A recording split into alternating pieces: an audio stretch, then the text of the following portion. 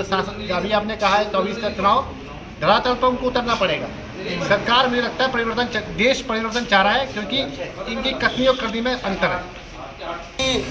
इसका खामियाजा सरकार को, शासन को आगामी चुनाव में भुगतना पड़ सकता है। ऐसा क्या है, एक तरफ तो आपने अतिक्रमण के नाम पर वैसे लोगों को बेरोजगार कर दिया, दूसरा आपने विभागीय स्तर में कुछ नए नए जियो वर्तमान में जारी कर उनको भी आप घर भेजने की तैयारी कर रहे हैं। तो क्या, और आज ये 10 साल के बाद सरकार को अचानक कुंभकर्ण नींद जागी है कि 08 से भुगतान हो रहा है और इन कर्मचारियों की नौकरी पे आज तलवार लटक गई है। और हमने 7 तारीख का समय अपने उच्च अधिकारियों को और शासन से मांगा था कि इसमें ठोस निर्णय लाइए, अन्यथा हम इस कार्य बहिष्कार को अनिश्चितकालीन रूप दे देंगे, और हमने दे दिया है। आज हमारे साथ कम से कम 7-8 डिवीजन बैठे हैं, कल पूरे प्रदेश के 40 डिवीजन सड़कों पे होंगे। और नमस्कार दोस्तों, फिर से स्वागत है आपके अपने YouTube channel the friend zone पर। मैं अभी आया हूँ कालका टाइगर रिजर्व के लैंडजोन डिवीजन के ऑफिस में, DF ऑफिस में। यहाँ पर हड़ताल चल रही है उपनल कर्मचारियों की। मैं डायरेक्टली आपको इन्हीं लोगों से मिलवाता हूँ कि यहाँ पे ये जो हड़ताल चल रही है, किस विषय पे ये हड़ताल चल रही है। मैं डायरेक्टली उन्हीं से आपकी बात करवाता हूँ। दोस्तों, हम आए थे कालका टाइगर रिजर्व लैंडजोन के DF ऑफिस में, और यहाँ पर जो यहाँ के जो कर्मचारी हैं उनकी हड़ताल चल रही थी काफ़ी दिन से। तो मैं डायरेक्टली भैया से पता करता हूँ कि ये जो हड़ताल चल रही है वो किन मुद्दों पर लेके ये हड़ताल चल रही है। ये जो हड़ताल है, आपका स्वागत है पहले हमारे YouTube चैनल पर। और आप सर्वप्रथम तो धन्यवाद आपके चैनल का, और मैं आपको अवगत कराना चाहूँगा कि विगत 4 तारीख से उत्तराखंड के वन विभाग में लगभग 5 से 7 डिवीजनों में कार्य बहिष्कार किया जा रहा है। उसका मुख्यतः बिंदु है विगत 5 माह से वेतन न मिलना, और आप जैसे कि वर्तमान में देखा होगा कि जियो शासन द्वारा 18 जुलाई को जारी कर दिया गया है, उसमें पद के सापेक्ष वाली बात कर दी गई है। उसमें अगले दिन की न्यूज़ जब आप पढ़ते हैं समाचार पत्रिका के माध्यम से, उसमें पता था कि 7000 उपनल कार्मिकों को घर भेजने की तैयारी सरकार कर रही है। तो मैं चैनल के माध्यम से बताना चाहूँगा सरकार को, आला अधिकारियों को, एक तो आप रोजगार देने में सक्षम नहीं हो पा रहे हैं, ऊपर से आप हटाने की तैयारी अवश्य कर रहे हैं। ये इतने जिनको वन विभाग में सेवा करते करते 20 साल, 25 साल, 15 साल हो गए हैं, आपने उनके लिए क्या ठोस नीति रखी है? उनका सुरक्षित भविष्य कहीं है? नहीं, लेकिन आप हटाने की तैयारी अवश्य करें। अभी आपने हाल में आज का एक जियो जारी हो गया है, नगर निकाय में समस्त आउटसोर्स कर्मी हटा दिए गए। तो कहीं ना कहीं इसका खामियाजा सरकार को, शासन को आगामी चुनाव में भुगतना पड़ सकता है। क्योंकि आपके चैनल के माध्यम से बताना चाहूँगा कि ये जो माता बहनें आज सड़कों पे हैं, ये युवा जो आज सड़कों पे हैं, ये अच्छा नहीं हो रहा है। तो निश्चित रूप से इनकी दिल की जो आह है वो कुछ और कह रही है जी। अच्छा, मैं आपको बता देता हूँ कि अभी कुछ समय पहले अखबार में मैंने पढ़ा था कि उत्तराखंड भारत में सबसे ज़्यादा रोजगार देने में प्रथम स्थान पे था। कहीं ना कहीं मुझे ऐसा लग रहा है कि उत्तराखंड कहीं प्रथम स्थान पे इसलिए तो नहीं कि रोज़गार से निकालने में, लोगों को रोज़गार से हटाने में प्रथम स्थान पे, इसकी तैयारी तो नहीं कर रहा है उत्तराखंड। कहीं ना कहीं कोटद्वार, जहां आपदा से यहाँ पे कई मकान ध्वस्त हुए, आपदा की मार झेली है कोटद्वार में, आज फिर कोटद्वार रोज़गार की मार झेलेगा, बेरोज़गारी की मार झेलेगा। कहीं ना कहीं ये जो मेरे भाई लोग जो यहाँ पे बैठे हैं, कहीं ये बेरोज़गारी क्यों रोज़गार छीना जा रहा है, इससे ये बहुत बड़ा मुद्दा है। क्योंकि अगर हम लोगों पे रोज़गार ही नहीं रहा तो हम लोग कहाँ जाएंगे? पहले तो मकान गए, अब रोज़गार भी चले जाएगा कहीं ना कहीं। तो उपनल में बहुत सारे कर्मचारी हैं जो हर एक विभाग में हैं, उनके साथ ये नाइंसाफ़ी, ये तो बहुत ज़्यादा। आपका वेतन भी मैंने सुना है कि कई समय से आपका वेतन भी नहीं मिल पाया है। तो कितने माह का वेतन है लगभग? निश्चित रूप से आपने भी एक मुद्दा उठाया बहुत अच्छे तरीके से। निश्चित रूप से मैं शासन में बैठे शीर्ष पदों के नेतृत्व करने वाले लोगों से पूछना चाहता हूँ कि आपकी मंशा क्या है। एक तरफ तो आपने अतिक्रमण के नाम पर वैसे लोगों को बेरोजगार कर दिया, दूसरा आपने विभागीय स्तर में कुछ नए नए जियो वर्तमान में जारी कर उनको भी आप घर भेजने की तैयारी कर रहे हैं। तो क्या मंशा क्या है आपकी? अच्छा, आप एक उस जियो में साफ लिखते हैं कि भाई जो पद के सापेक्ष उनको मानक मत 08 से वेतन दिया जाए, लेकिन जो पद के सापेक्ष नहीं आ रहे हैं उनके लिए कौन सी मानक मद आपने तय की है? क्या उनको वेतन देना भी चाह रहे हैं आप, नहीं देना चाह रहे? आपकी मंशा क्या है? दूसरी चीज, उपनल में लगभग 30,000 कार्मिक कार्यरत है और पद के सापेक्ष बहुत कमाएंगे, तो अन्य लोगों के लिए सरकार ने क्या नीति रखी है ना? तो अब देखिए 5 माह से वेतन नहीं मिल रहा है। अभी हाल में आपने देखा होगा लैंसडाउन वन प्रभाग कोटद्वार से वहां के प्रभागीय वन अधिकारी द्वारा 80 लोगों को हटाया जा रहा है। भाई 80 लोगों को आप हटा रहे हैं, आपके पास कोई शासकीय पत्र है? आपका किसी उच्च स्तर से निर्देशन हुआ है? नहीं। आपके पास हम मिलने जाते हैं तो आपके पास कोई कारण ही नहीं है।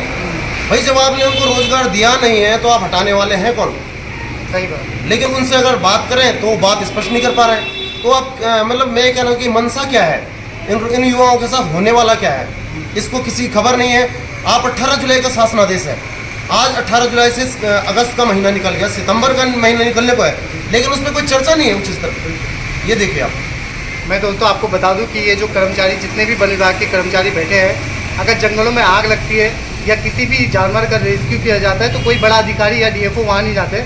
ये कर्मचारी वहाँ पे फील्ड में यही मौके पे मौजूद होते हैं, क्योंकि पूरा वन विभाग इन्हीं पर निर्भर होता है कि जो मेन जो रीढ़ की हड्डी कहा जा सकता है तो इन कर्मचारियों को कहा जा सकता है। अगर जंगलों में आग लगती है तो पहले ये वहाँ पे मुस्तैद होते हैं, अपनी जान की परवाह ना करते हुए भी अग्नि को बुझाने का काम ये कर्मचारी करते हैं, और अल्प वेतन भी इनको सरकार द्वारा, विभाग द्वारा नहीं दिया जाता है। ये बहुत बड़ा दुर्भाग्य कि एक डीएफओ की या एक रेंजर की सैलरी तो मिल जाती है, बड़े बड़े अधिकारियों की सैलरी महीने में मिल जाती है, पर आप लोगों का वेतन 5-5, 6-6 महीने में मिलता है। ये बहुत बड़ा दुर्भाग्य है आप लोगों के लिए कि आप लोगों के घर का खर्चा कैसे चलता होगा, कि सरकार इस और ध्यान नहीं दे रही कि वेतन समय से मिल जाए।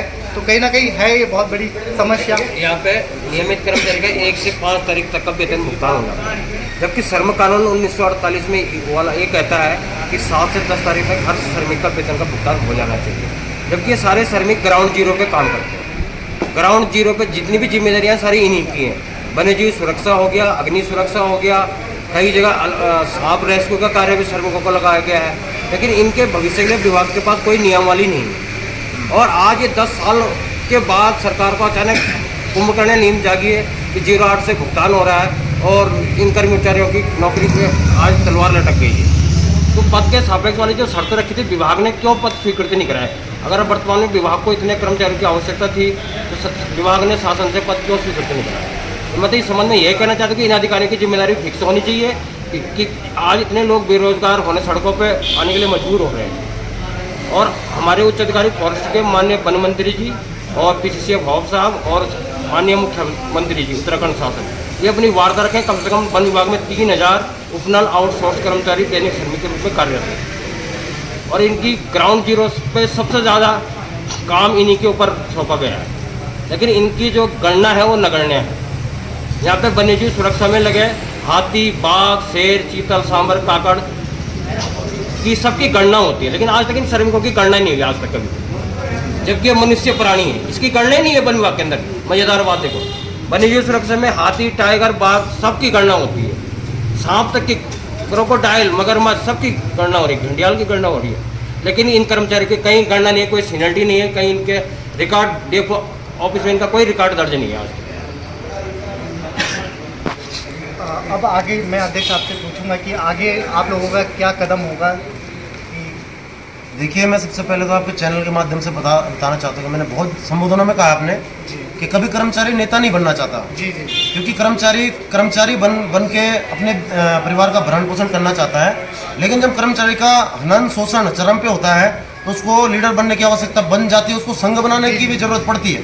देखिए, मैं शासन की बात करूँ तो शासन ने ही, देखिए आप पहले निजी आउटसोर्स थे, आप निजी बाह्य स्रोत से आप सेवा दे रहे थे, हमने मांग रखी कि महोदय जब हम ठेकेदार के ही आदमी हैं, आप लोग ठेकेदार के ही आदमी हैं, तो क्यों ना उपनल एक आउटसोर्स एजेंसी है, आप उसमें हमें समायोजित कर दीजिए। ठीक है, 2018 में शासनादेश जारी होता है कि अब निजी आउटसोर्स बाह्य सेवा प्रदाता के माध्यम से जो लोग कार्यरत हैं उनको आप उपनल में समायोजन कर दीजिए, और फिर आप 18 जुलाई को फिर उसी के विपक्ष में एक जियो जारी, तो कितने ऐसे जियो क्यों जारी कर रहे हैं आप? निश्चित रूप से। अब देखिए, दैनिक श्रमिकों का मुद्दा है, दैनिक श्रमिक की आवाज़ हम विगत 5-7 वर्षों से लगातार उठा के अल्प वेतन भोगी, अरे कम से कम इनको सम्मानजनक वेतन दीजिए, आप इनको छुट्टियां दीजिए। सबसे मज़ेदार बात, आज आप बैंक में कोई खाता खोलते हैं तो आपका 12 रुपये 2.5 रुपये में एक बीमा हो जाता है।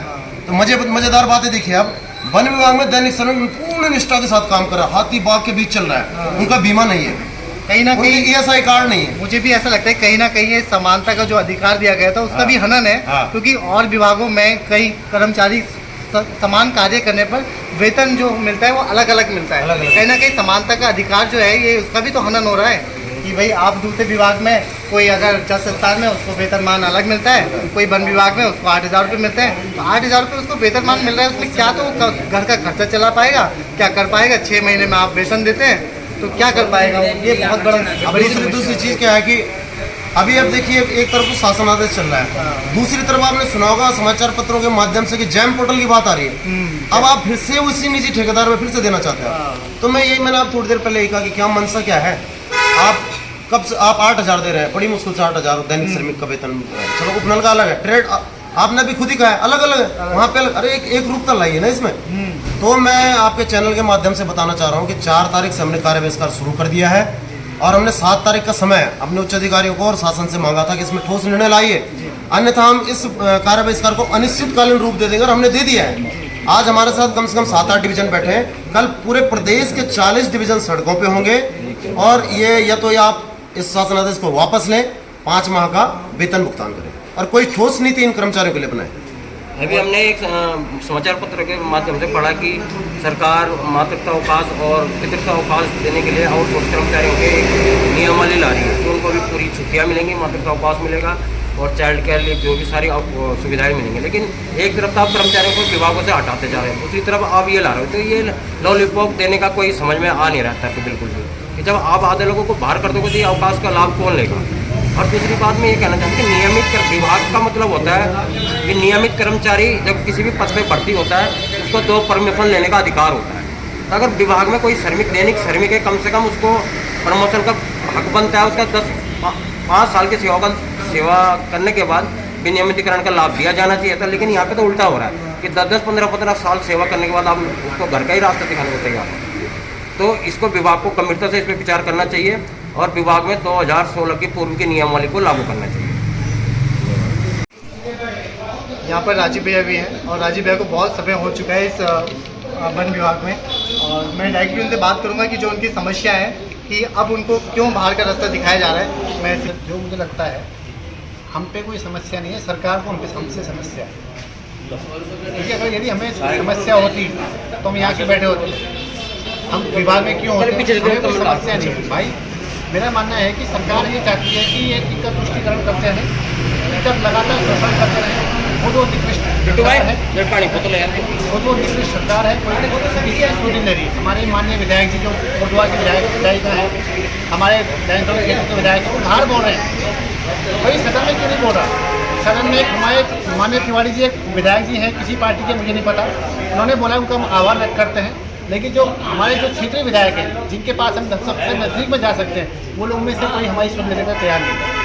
शासन के अलावा हमारा प्रशासन जो हमारे विभाग के अधिकारी लोग भी हैं वो भी हमारी सुनने ले रहे हैं, कोई हमसे मिलने का तैयार ही नहीं है। वो ये देख रहे हैं कि इनके घर में चूल्हा कैसे जल रहा है, उनके घर में सब कुछ चल जाए, AC चल जाए, लेकिन किसी घर में चूल्हा ना चले। हमारे माननीय CM साहब ने कुछ दिनों पहले एक पेपर जारी हुआ था जिसमें उन्होंने पूर्व में कहा गया था कि जितने भी उनके कर्मचारी हैं उनको नियमित किया जाए। तो अब कहाँ गई वो सोचो, अब वो हमसे मिलने को तैयार नहीं है, तो नियमित यानी कि दोगुने हैं। तो मेरा आपके चैनल के माध्यम से ये कहना है कि सरकार यदि होश में नहीं आती तो सड़क पे आने में उनको टाइम नहीं लगेगा। ये आपका हार्दिक आभार व्यक्त करता हूँ, धन्यवाद। अच्छा, 2024 में चुनाव भी है, क्या इसका असर 2024 के चुनावों में पड़ेगा कि इतनी बड़ी संख्या में जो उपनल कर्मचारियों को निकाला जा रहा है बाहर, क्या इसका प्रभाव पड़ेगा इस सरकार पर? मैं आपको एक छोटी सी घटनाक्रम याद दिलाऊँ। अब आप बोलेंगे राजनीतिकरण की बात हो रही है, बात है 1 अप्रैल 2019 की। हमारे माननीय तत्कालीन गृह मंत्री हमारे कार्यक्रम में आए थे कोटद्वार में। उन्होंने हमारे वर्तमान सांसद जी को कहा था, जो हमारे लोकसभा के सांसद जी, उनके लिए कहा था कि आप इनको यहाँ से चुनाव जिता के हमारे मोदी जी के हाथों को मजबूत कीजिए। लेकिन उन्होंने एक पंक्ति और कही थी जो मुझे आज तक आश्चर्य का विषय है। आप लोग जानकार आदमी हैं कि उस समय इलेक्शन टाइम पे रिकॉर्डिंग होती है, सारी मीडिया रिकॉर्डिंग करती है, जो बयान दिए जाते हैं, है ना। उसके बयान में आप सुनिएगा, तभी रिकॉर्डिंग मीडिया के पास होगी, प्रशासन के पास होगी। उसमें उन्होंने एक बात की थी, आपके सांसद है ना, जो ये जिनको आप चुनेंगे, माननीय तीरथ रावत जी, नाम लेके बोल रहा हूँ, उनको आप यहाँ से चुन के भेजिए और मोदी जी के हाथों को मजबूत कीजिए। वो क्यों? उन्होंने एक बात और पंक्ति और कही थी कि बेशक से आप उनको यहाँ पे से भेजेंगे आगे, लेकिन आगे काम करे ना करे इस बात की गारंटी मैं नहीं देता। पर एक हमारे गृह मंत्री इस बात को बोल रहे हैं और वो वास्तव में लगातार इस बात को महसूस कर, 3 बार सांसद जी से फ़ोन में वार्ता हो चुकी है और एक ही इसी संदर्भ में कि हमारे बारे में सुन लीजिए, बोलते हैं मैं बात करूँगा, आज तक नहीं ली। तो सांसद अभी आपने कहा है 24 का चुनाव, धरातल पर उनको उतरना पड़ेगा।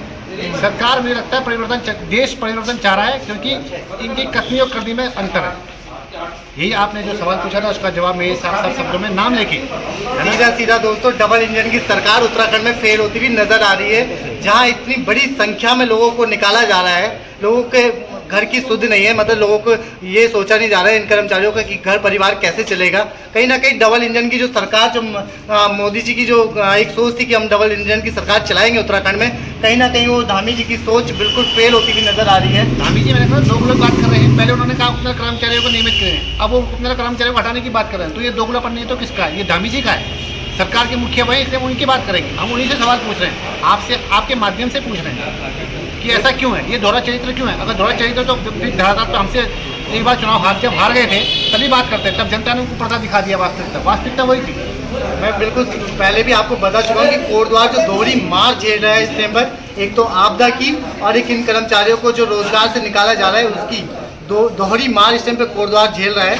जो ये कर्मचारी, जो आप ये इतनी बड़ी संख्या में जो बैठे हुए हैं, ऐसे पूरे प्रदेश में बैठे हैं, आप देहरादून जाएं या कहीं भी जाएं, हर जगह उपनल के कर्मचारी आज सड़कों पर बैठे हैं, अपने ऑफिसों के बाहर बैठे हैं, कोई भी इनकी सुध लेने के लिए तैयार नहीं है। निवेदन है सरकार से कि आप आएँ और इनकी सुध लें, क्योंकि बहुत ज़रूरी है कि अगर ये कर्मचारी अगर बाहर हो जाएंगे तो इन वन विभाग हो चाहे कोई भी विभाग हो, उनको चलाने के लिए सबसे ज़मीनी स्तर पर अगर मैन पावर नहीं है तो कुछ नहीं है।